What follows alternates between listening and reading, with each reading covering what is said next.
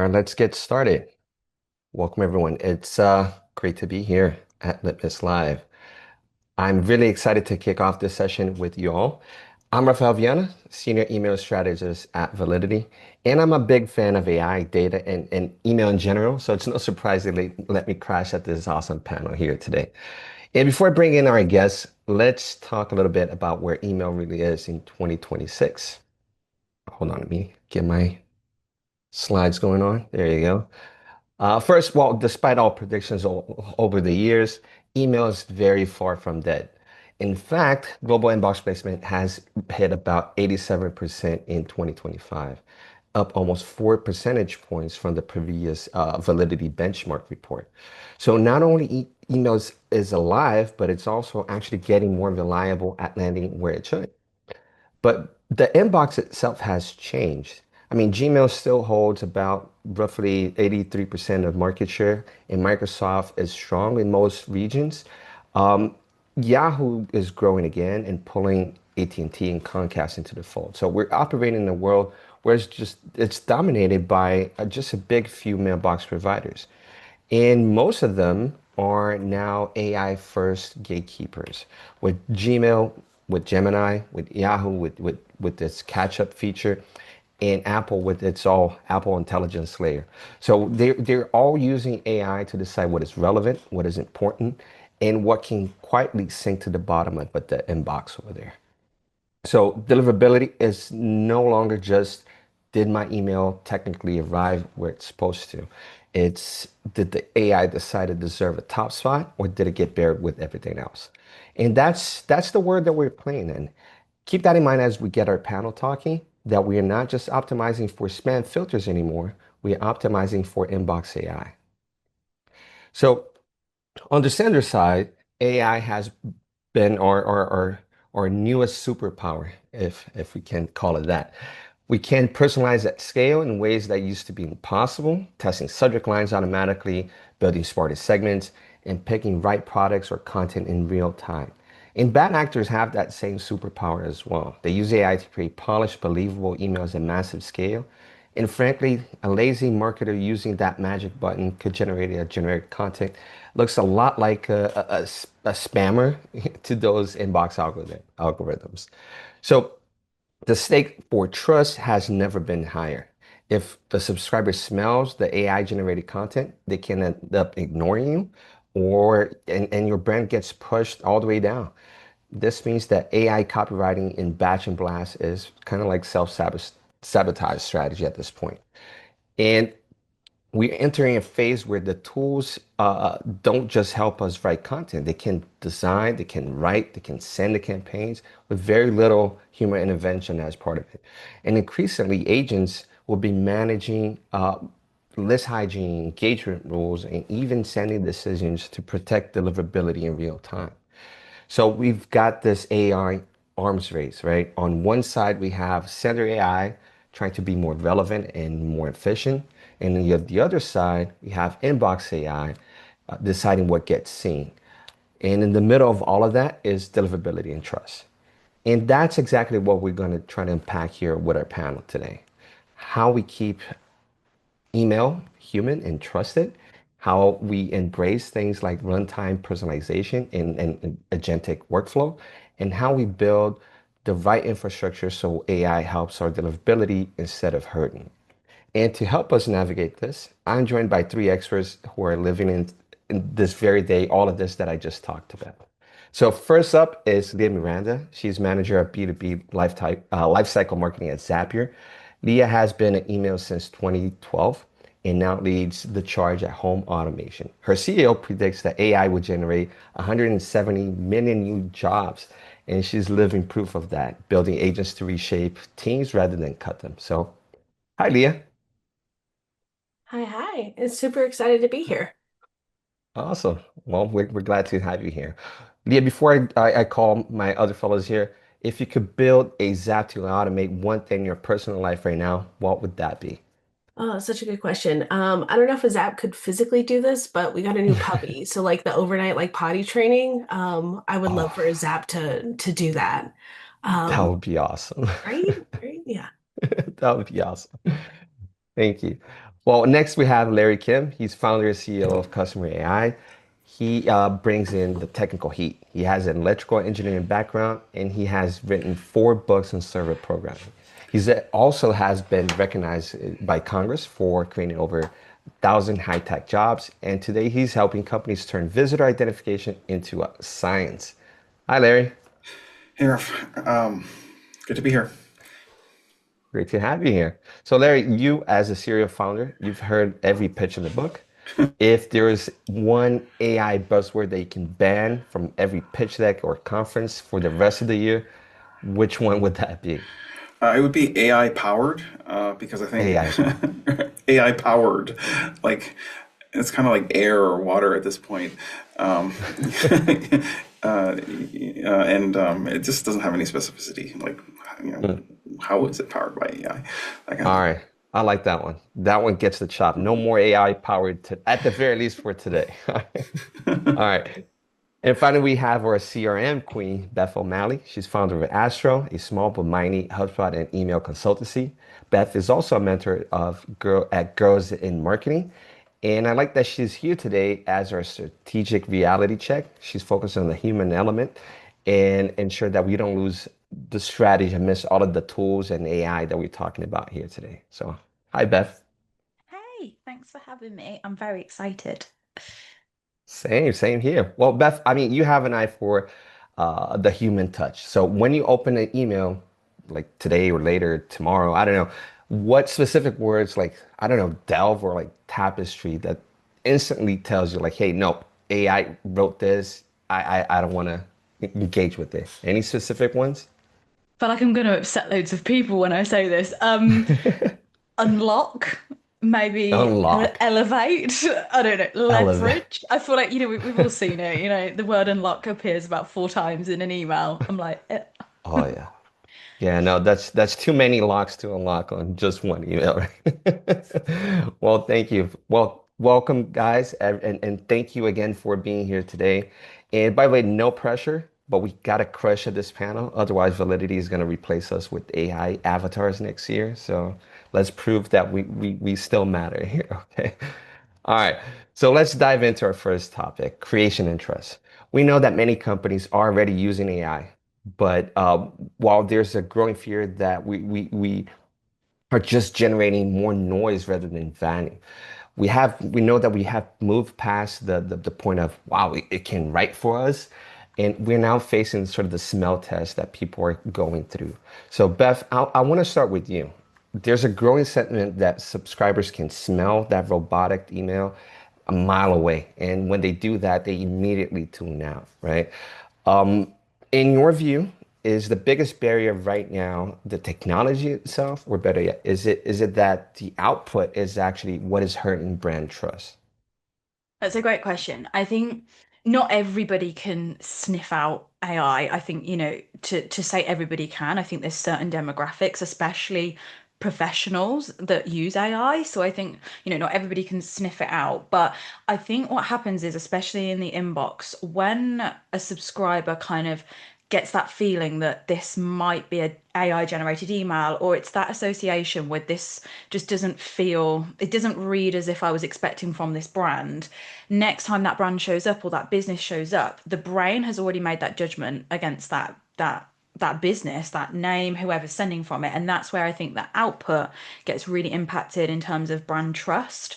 The other element of this is I'm not all off AI and that helping generate, and we've got all these tools, but for me, my opinion on this is it could accidentally scale bad emails. And so for me, AI could be scaling the wrong things and therefore putting you more at risk of, you've got to win back more people. Trust is eroding. And I think, it's easy to cut corners with AI and think, it can help me do this, but we have a risk of scaling bad emails here. So for me, I think, not only it's something called predictive coding in the brain. When you see that content and it ultimately just feels robotic, sounds the same as every other brand or business is writing, you're gonna get disengagement quicker, and then ultimately AI could then generate bad emails at scale as well.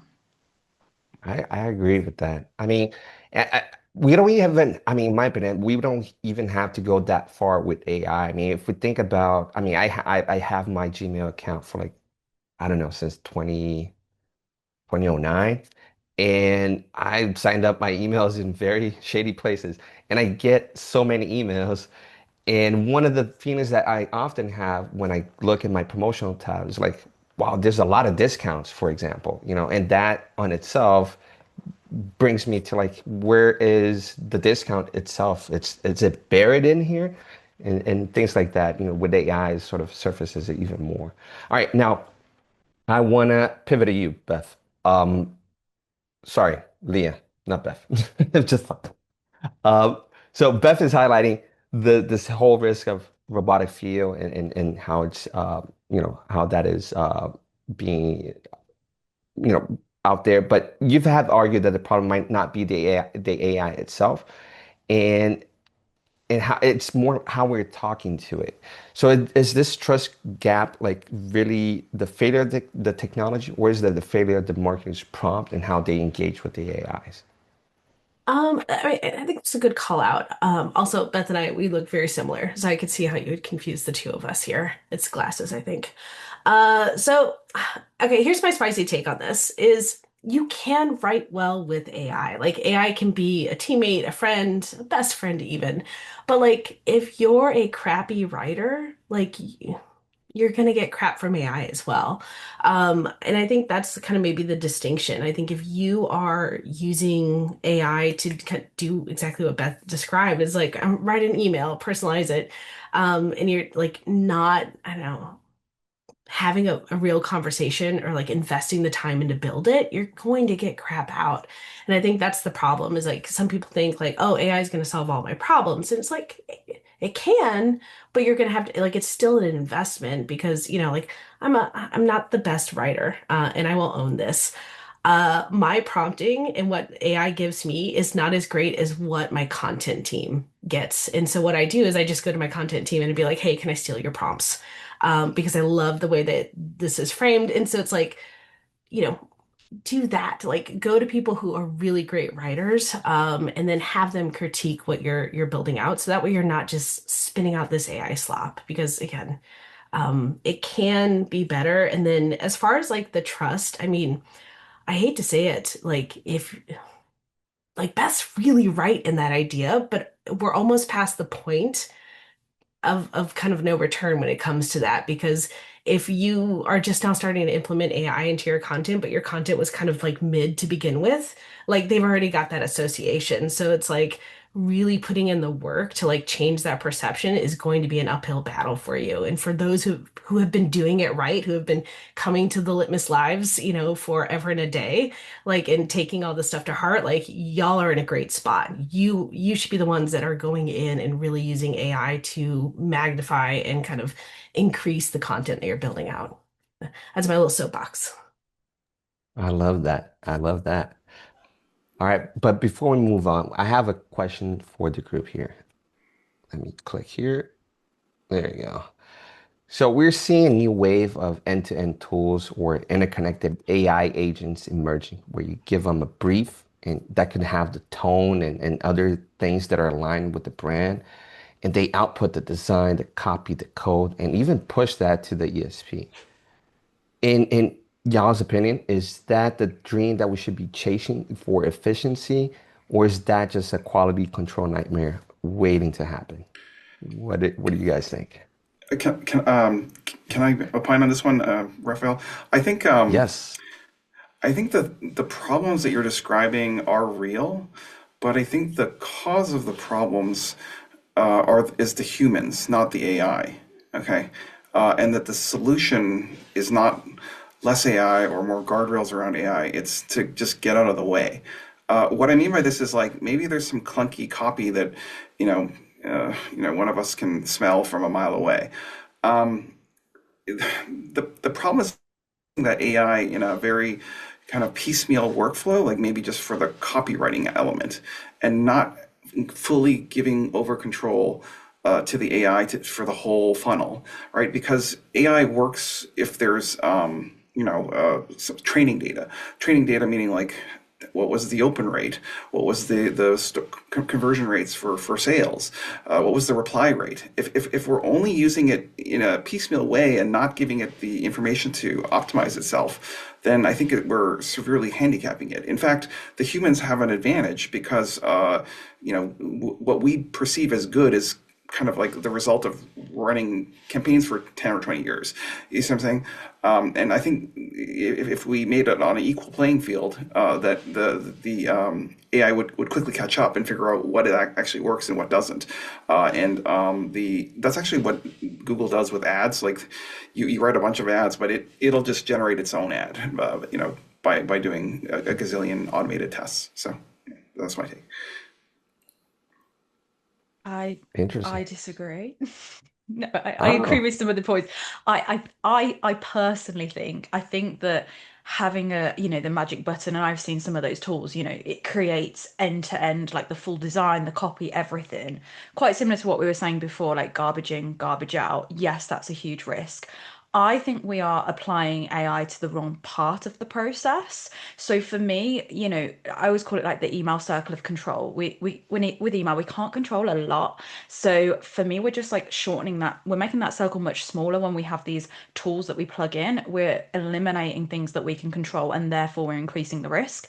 But for me, I think copy and design and things like that we're talking about right now sit for me like very at the bottom of the email pyramid of kind of what's important and where your time should be spent. So what actually drives performance in email from the work that I've done is invisible work. It's the infrastructure, it's your data, it's your segmentation, it's your frameworks, it's understanding what's working. So I think some of these tools, I think, I spoke to lots of marketers. Lots of them do it because of time. We need that magic button because we are under pressure to send volume out.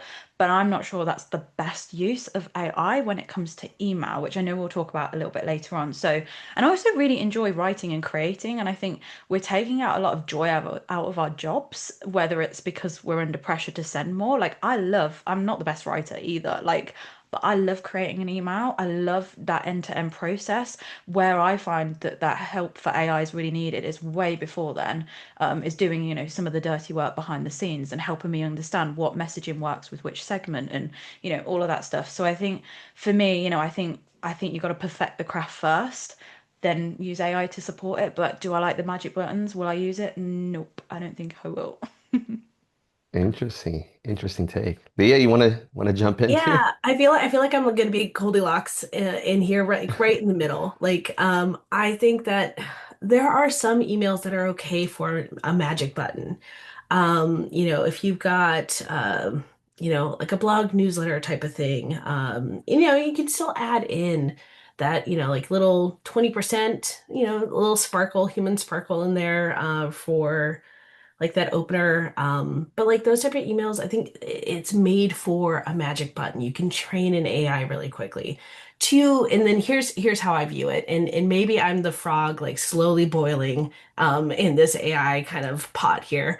But like I do that. I've got my magic button, and then I can do exactly what Beth said. And it's like, oh, here's my passion project. Here's this campaign that we're launching in a couple of months, and I just really want to do something amazing with it, from content to code to segment it, like all of that. Then that's where I get to take, the 20 years of marketing I've spent and build that out. And I don't have to really worry about this, and this doesn't have to take up my mental space. So I'm in the mindset of like you can have both. Interesting. I like that. I like that. A dream with quality control, equilibrium. All right, balancing it out. All right, let's move on. So we talked about creating the content. So let's talk a little bit about when that content is created. I mean, for decades, we've operated under a batch and blast model. You create one email, you lock it in, send it to everyone. But now it's 2026, and we're sticking to that static model. It's basically self-sabotage. I mean, we're locking in the message before we even know if it's relevant. So that said, Larry, I want to start with you here. You had distinguished between using AI copywriting to write blast emails and what you called a runtime generation, where the email is essentially written for the individual at the ideally exactly at at the moment of when they are going to engage with it. I mean, and we're seeing that B2B adopts that a little bit faster than B2C consumer brands. And why is that? I mean, is it because plain text is easier to generate on the fly and at scale, or is it like a bigger hesitation from consumer brands in general? Sure. So the first thing I want to say is that I believe that the channel of email is quite outdated and very, you know, the channel itself hasn't really changed much in 25 years. The modality remains of one of companies collecting emails, adding them to an email dumping pile, and then sending out blasts of emails like every week. I mean, that's not that's sort of what companies are doing right now, and I think it's horrifically inefficient. Like the click through rates might be 0.5% or 1%. It reminds me very much of like sending flyers in the mail, and hoping people will open them and read them. And then if you remember, like 25 years ago, Google came around, and there was this kind of revolution of the channel, like that you could connect with people right at the moment when they were interested in something, and then they could find the information directly. I think email is now due for a similar revolution, and I can just give you two simple examples. The On the B2C side, so consumer D2C e-commerce, people figured out that it's better to send an email when there's an intense signal. Um, so like a cart abandonment or product abandonment, product view. Like if there's a signal where you know that someone did something, and if you send it like within 30 minutes, those emails could represent like 2% of the total send for a brand, but generate 50% of the revenue. Okay, 2% of sends will generate 50% revenue. So that's on the B2C side. On the B2B side, they've also figured this out where it's not necessary to send an email to every VP of marketing or every VP of CMO or whoever you're targeting in the world. What matters are these intense signals. So maybe it's like a funding event, or maybe it's a job promotion, or or a new job, switching from one position. So they send out these emails where they send out very few of them, but under these targeted circumstances, and so it's the same result. Once you have these intense signals, then it just works, 10, 100 times better. And I think the future of email as a channel is it's going to look very different from a workflow perspective. It's not going to be like just, you know, here's the email dumping pile. Let's send out the newsletter. It's going to be millions of signals, and an AI listening for all the right signals of predicting when somebody is ready to learn about your product, when someone is ready to buy your product, and sending just the right email at the right time. And so I think the channel itself is ripe for disruption, and even if you don't believe me, and you disagree with me, it doesn't matter because the future will be put on you vis-a-vis these spam filters that it's just doing it the business as usual. You certainly can. It just won't be able to compete with the engagement rates of these AI systems, and they'll just be relegated to the promotions or spam folders because of the low engagement. All right. That's deep. That's very It's a lot to sink in. Well, while we unpack that, Lee, I want to bring you in because I mean you are living this runtime sort of reality at Zapier. Hmm. And I mean you didn't just buy the tool off the shelf. You you build internal agents to customize onboarding emails based on live product usage after the first email sends.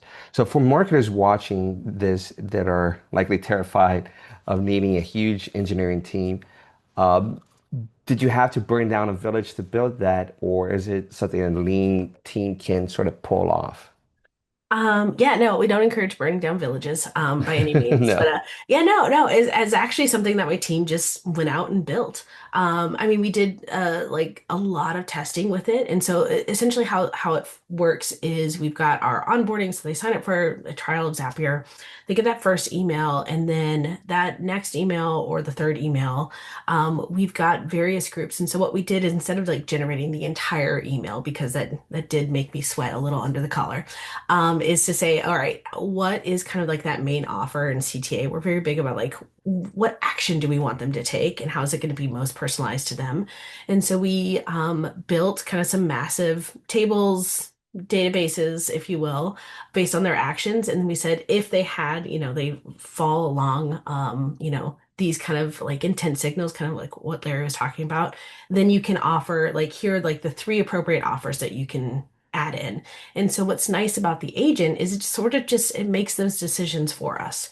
And so what's cool about that is that we've seen like some really nice increases in click-through rates for that, overall engagement with the content. It's still relegated to like certain segments within our group just because I think the one thing, and maybe someone called it out, is like the overall volume. Like if you have something where a lot of people are signing up for your product, it's a great problem to have, but also a lot of like processing power on the back end. So we do have several agents for like different segments, but it's something that you can just build on your own. Especially, I mean, there are a lot of products out there that can do this, but with kind of our agent product, it's really nice. And then I think someone was talking about connecting it to like data points. So our agent actually goes through like a SQL request and connects into Databricks. So that way we can see exactly like the apps they're connecting, the workflows that they're building, and be able to recommend different use cases. So it's a pretty fun build and kind of our first foray into, I think we're still like maybe a good couple of months off of like building the entire email, but to build out like that primary CTA is kind of a fun place to be in right now.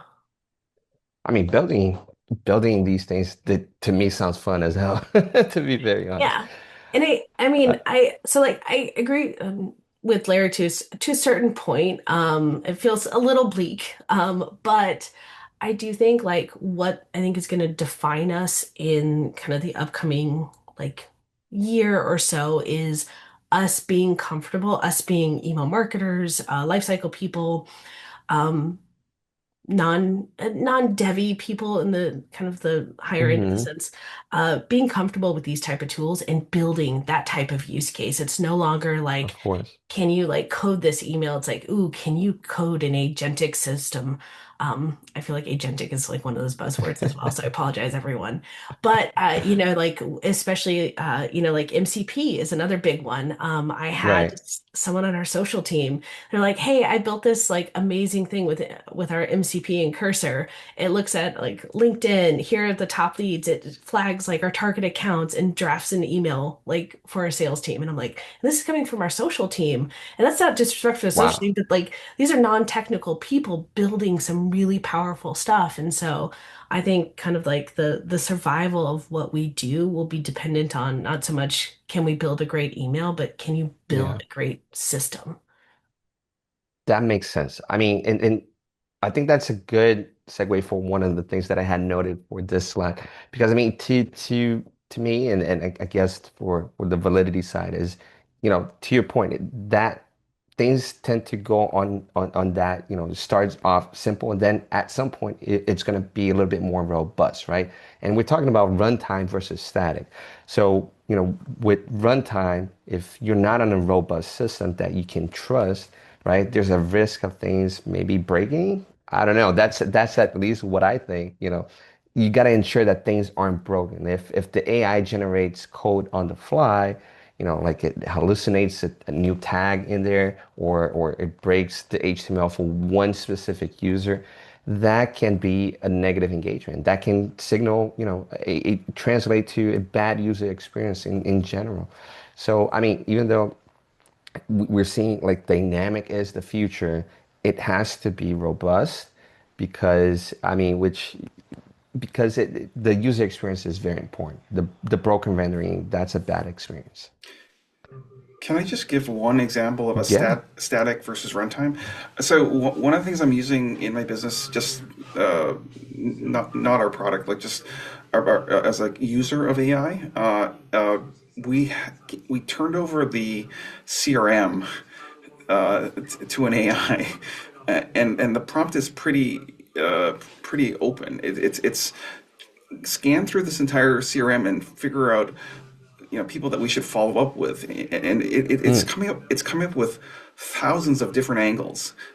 So it's like if you were to do that manually, like a marketer, you might say like, oh, let's do a win back sequence for all the right. people who quit in the last year. Okay, what this thing can do is identify like every strange use case, like, oh well, your employee quit and then we dropped the ball here, and like every single possible thing that you can follow up on, it finds it and does it in real time. So like, well, a less scary way I would describe this is like, we companies typically employ like people to do this work, and it's quite inefficient. And if you just spin up like hundreds of agents to daily scan for both things happening inside your business, but also things external to the into external data sources. That's what I'm talking about. This runtime like email, and that it's you, there's a lot of signal here. Like 2% of e-commerce emails are produce 50% of e-commerce revenues. It's going to be the same idea. Like just a few good signals. And then the right timing will outperform like these monolithic campaign blasts, which I think are increasingly uh, less Mm, relevant. I agree. I agree. Well, I think that helps us. Oh, sorry, Beth. No, it was Did just, you I want to was say? just going to say, I have one tiny little thing to add because the thing Yes. that Larry said at the start, I absolutely agree that email needs to be disrupted. But I thought just a really quick different perspective on this. So I think we've really got ourselves in a mess with email in terms of volume. Like inboxes are just crazy, irrelevant. Now, to kind of just to think differently about this, I already see businesses that have automation collisions. So they've got multiple workflows going on, different intense signals, and then people are getting messaging collision. Now, if we are going to use this at scale, and I do agree with Larry with your approach, is that email needs to be disrupted in terms of we need to use those intense signals, but we're going to end up potentially, if people don't have guardrails and a real good understanding of like what should be sent as an email via an intense signal, what shouldn't, we're going to end up in the same spot we're in now, which is too many emails for too many signals. And I think we're going to end up all kind of punishing ourselves because we're going to be like, we've tried to solve this problem and change email, but now we've ended up filling people's inboxes based on all of this data that we have about them. So I think that's just another perspective to think about is that could easily become a problem because it's a problem now when you've got a couple of journeys live and suddenly it's like, oh, we didn't have an exclusion there. Mm, And again, that kind of those servers that are running this, we're going to end up burning this out. So I think that's just my perspective on that is I think this can be equally as dangerous as it is amazing because email does need a shake up, but it will always be email as a channel. No, it's not going to become social media. Like we can't change the way people oh yeah, interact in email. So I think that's my only concern on that is we could have a problem, but let's see what happens. But I I think that's agree. where AI can come in. So like so Zapier, okay. This is my brand talk. We connect with over 8,000 apps. Like that's everywhere on the website. Could you imagine me building out campaigns for every single I saw you connected to Google Docs. I saw you connected to 8,000 more apps. Like I think, but AI can come in and help reduce or like figure out what's signal from noise, essentially. Not everybody who connects to Google Docs is going to be a great person to reach out for sales versus say they're doing maybe a high value like a Jira or something like that. And I only know that Jira is a great example because I've had like what Larry explained, an agent go through our CRM and say, hey, where are kind of our largest deals coming from? I mean, and this is more like on a B2B example, but I mean, I think we need to be sending less emails as a whole because of it. And I think that's where we'll get to be in a better spot. But Yeah, I think we're in a good spot to really either do great work or burn it to the ground. And I think we Mm, need to be very careful about it. So I can explain how that would work, Ellie. You would take you would just take all those signals, like a user has connected Google Docs. You would take all this stuff, and you'd also need to show like who purchased, like who ended up buying something. And mm, you don't dump that into like an NVIDIA like XGBoost or something like this. It will then look through all the data to figure out what are the models and the weights to apply to the different parameters or hyperparameters. And it will then allow you to predict what are the circumstances under which an email can produce an outcome. So basically, the signal that's being used for email right now when you do a newsletter blast is some guy signed up to this thing who knows when. Like that's the signal. There is a signal, it's just a stupid signal. Versus using XGBoost to figure out what all the parameters and models and weightings and figure out which to send when. That's the future that I'm talking about, of this kind of runtime, perpetual, agents and email sending, rather than this monolithic, like, oh, it's Wednesday, I'm going to send a bunch of emails to everybody. The other thing that I'm going to say too is like we've been talking about like us on the push send button. So let's talk about the receiver side. I've got mm. agents on agents on agents. They're going through my inbox. If you've sent me an email recently, especially to my work email, and you've gotten a response from me, I can guarantee you that was drafted by one of my agents. And so like the other thing too is like I'm getting like a daily summary. So for my personal email, it looks like, hey, you got, like I don't know, Packed. I just bought a Packed backpack. And they're like, hey, here's your email from Pact. Here's a discount code that they sent you. That's all I see, and that's in Mm, like my daily digest. I don't even go and look at the email anymore. So I think that's also interesting. something that we're going to be experiencing as kind of email senders, that people are going to start becoming savvy and build. So like I don't even have to check my inbox. It already marks it as read for me. It gives me the discount code because I've already told the agent of like, this is all I care about.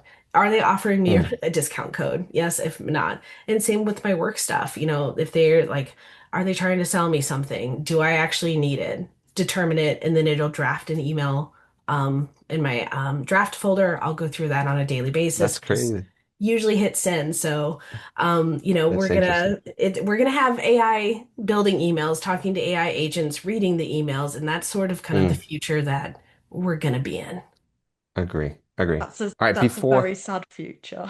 I'm so sorry, Beth. It I'm is sorry. really, isn't it? It kind of is, but how do you, there's still those brands, those emails that like I know, and that's where I was talking about the trust thing. It was like, hey, Litmus did their state of email. It's like, oh, yeah, I'm gonna go and take time to go and look at that. Like I've got those brands that I kind of love and will engage with, but yeah, that is kind of the future. Sorry, Beth. I got excited about it and Beth got sad. I'm gonna be sad if I ever email you now, Leah. That's Yeah, all. yeah, we're You're getting not email talking from to me. me. I'll let you know. Leah wrote this, not a robot. I'm guessing that that picture that I saw of you on your LinkedIn, Leah, was one of your agents, right? Yeah. Okay. That there you go. That explains it. All right. Let's move on to our third topic here. I mean, we talked about a lot about generating content, how when the content is generated, but we also talked about the cost of that. I mean, Beth brought up a really good point about sending less emails, and because I mean, if you send more, that could hurt you. And we often talk about hurting in the form of the deliverability and your sender reputation. So I mean, we used to optimize, for the static spam filters. Don't use words like free, don't use all caps, simple rules. But today we're talking about the AI gatekeepers, with Gmail, Yahoo, they have those, that learn in real time. We saw that Leah has her own that she created and it's drafted emails for her. But I want to talk about this signal game with started with you, Larry. I mean, you describe a reality where, basically there's a sender AI, and here we talked about the inbox AI that we had just said, the inbox trying to filter out stuff and agents trying to navigate through that. So walk us through that. How are you using audience management agents to identify risks like spam traps even before they can hurt reputation? Sure. I think AI is being employed by the email spam trap spam filters as well as the senders. We just have to be mindful that the spam filters are getting smarter, and ultimately the core thing that we need to optimize for is high email engagement, like real high email engagement. And one thing that you should be doing is you should be using an email audience agent. So, look, I get it. Email marketers want to send emails, but can we agree that 70, 80, 90% of this email list is dead weight, and that 5, 10, 15% of it is actually interesting, that it's a really, really hard job to figure out exactly who the people are that are in market versus not in market are, and that if we could just hand this over to an audience management agent, which does the job of kind of analyzing each one for recent activity, for external signals, and all this stuff, and kind of compiling a kind of a ready to receive email list, or recommend suppress email list, or even recommend unsuppress. So like when, when email marketers put emails on a suppression list, that's like you're dead to us, like forever. But something should be scanning the suppression list to see if there's any signs of life to resurrect those suppressed contexts. So like this is just a kind of a workflow that humans have done poorly. Like, perhaps there's a person who does this like once a month or once a quarter or even once a year. The big list cleanup kind of thing in a crappy workflow. These types of things, if employed, I think will dramatically reduce the bad signals, like the low engagement signals that ends up in the spam folder versus the high engagement stuff that gets really prominent placement in the inbox. Interesting. I want to open this up to Bethany because I mean, this is where philosophy meets risk. And they was talking about using AI to navigate or manage, filter, or actually help with the filtering part. I mean, our perspective here of validity is, we use AI to align with the inbox and what the inbox wants for senders to be doing and feeding with positive engagement and not bypassing filters at all. But as marketers, that you guys handle brand reputation, where's the line? I mean, does aggressive optimization feel necessary to survive in 2026, or is it just a dangerous game that people should stay out of? I think it's the marketer's responsibility, like your reputation, your sender reputation, your brand reputation. Yeah, it's yours.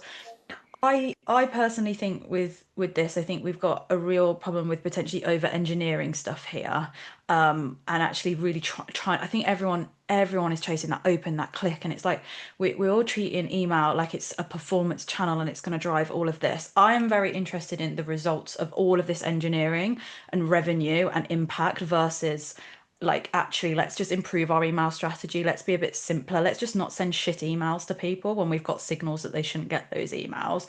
So ultimately when it comes to spam filters, there's so many tools that say they can get you into the inbox, into the primary inbox. And my view on it is we've got Google, Yahoo, and Microsoft, some of the three biggest businesses right in the world. Like their AI spam filters are going to be way ahead of whatever tools come out. You can probably pick them to it for a bit, but they're just going to keep accelerating. So for me, it's like we shouldn't be chasing constantly trying to like get the open, get the click, because we know people engage with email outside of email. Like they don't need to open your email to drive results. They don't need to click your emails. So when it comes to deliverability, like I think this the more emails you're going to send, the more you're going to try all these different touch points. Yes, there's going to be a risk to your deliverability, but it's ultimately your responsibility to kind of manage that. And I Mm, think it comes down to are you are you over engineering your email strategy because you think mm, that without any proof that more targeted emails are the way forward, I think it's really important to test this first because a lot of brands I work with, a lot of Mm, businesses actually, they don't need yeah. these over-engineered, they don't need all these bots and these agents. Like I think it's just deciding when is the best thing for you because you can throw something in, shiny object syndrome, isn't it? Like you can be like, oh, that looks cool, I'll do that, and it doesn't actually move the needle. So anyway, that was a really I long-winded agree. answer, but I think as a marketer, like this is your responsibility. You can't expect AI to fix all of this stuff for you. Yeah. Yeah. No, thanks for that input. That's great stuff. I just want to move along here. We're coming up to the end, and we have covered a lot of ground. I mean, from the smell test to the signal game, the inbox. But I wanted to end exactly where we started. The title of this panel is Embracing AI. So for the last few years, the narrative has been about fear of replacement, fear of complexity, and we're entering where a era where team officially includes both human and AI agents working side by side. So to close this out, I want an optimistic take from each of you. We know that AI can handle the grunt work, but looking at this partnership, how does having an AI teammate actually makes the human job of email marketing more fun in 2026? Just to wrap this up pretty quick. Any takes? I think it gives you breathing room. My AI bots Breathing give room. me, yeah, like you get time to, it accelerates your thinking. It doesn't replace it. That's the most important thing. It's not going to replace your thinking. It just, so, as much as I've kind of been a bit of a contrarian on here and be like this, I use AI, I just use it in the spots where I don't like doing those things, or I need more breathing room to think about strategy Mm, and think about what we're going to send. So I think, yeah, like email marketers are too hard on themselves. Marketers are too hard on themselves. AI can help you show better impact results from what you're doing rather than just looking at opens and clicks. So I think it can be a good mm, thing. It does the work that we knew was important, but never had the time or energy to do. I think, as an example, like segmentation, we were just talking about. Like every company has segments. Like it's maybe 5 segments, 3 segments. You know, mommies, daddies, like different segmentations of their list. mm. And what this allows us to do is to take it to segmentations of one. That was just something that was never possible, humanly possible, Yeah, but it becomes possible with AI. And I would think that makes email as a channel more valuable, not less valuable. I have fully embraced my AI teammates because I've built them. They are me. I don't, mm, this is gonna, I don't know, my ego is showing in this call. It's cough medicine, y'all. But like, I've built these AI agents. They are just extensions of me and my thinking, and then a little bit of AI. They're like Leah AI. There's probably a better name I could call out there. But like that's how I view them. It's not so much that they're replacing me. And I mean, I'm fortunate I work in a company where like they get excited about that. Like if I'm mm. building something to take away my work, they're happy about it. And so I think that, it does make it feel more human. It helps me manage my work. I mean, we are by nature, we like to tinker. Like building, we joke about like 90s code, but it's elevated a bit for email Mm. code, a bit. But we do like to do all the things. We like to tinker, and I think that this is like a fun golden age where we can have I that. agree. Like Cursor, Cloud Code, all those fun things, just like give us access to more things that we weren't even able to do. Like I had That is my true. head of RevOps like build out like mock up a launch landing page that we had, and she just did this with Cursor. And I love that because you can easily show ideas. It's a V1. We're not going to launch what she built, but it's like, oh, I can Right. see the vision. How can I then add in that human sparkle? And so I think That's a great that point. is, I don't know. I'm optimistic, but I will say, kind of my non-pessimistic side is, you need to. Sorry, Beth. You need to embrace these. Like you need to start tinkering with them, building them out, especially like if you're looking for a job, like these are the people you're going up against. They're building out, saying things like Cursor, MCP, and they're working within those. That's just gonna elevate you. I think in this age of AI, we're going to have a huge chasm between amazing marketers, builders, and really kind of piss poor people. We're losing sort of the middle class, unfortunately, Mm, in a lot of respects, but especially within like the workforce, we're going to lose mm, that kind of like middle section. And I think mm. that the defining group will be whether or not you really like take the time to tinker, build, and explore with these type of tools. Nicely said. Nicely said. Well, guys, I want to first of all thank you all for joining this panel today. And it was amazing having you guys here and talk about all of this and sharing your knowledge and perspective on all of this. So thank you again.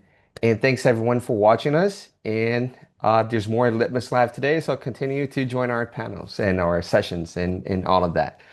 See you guys.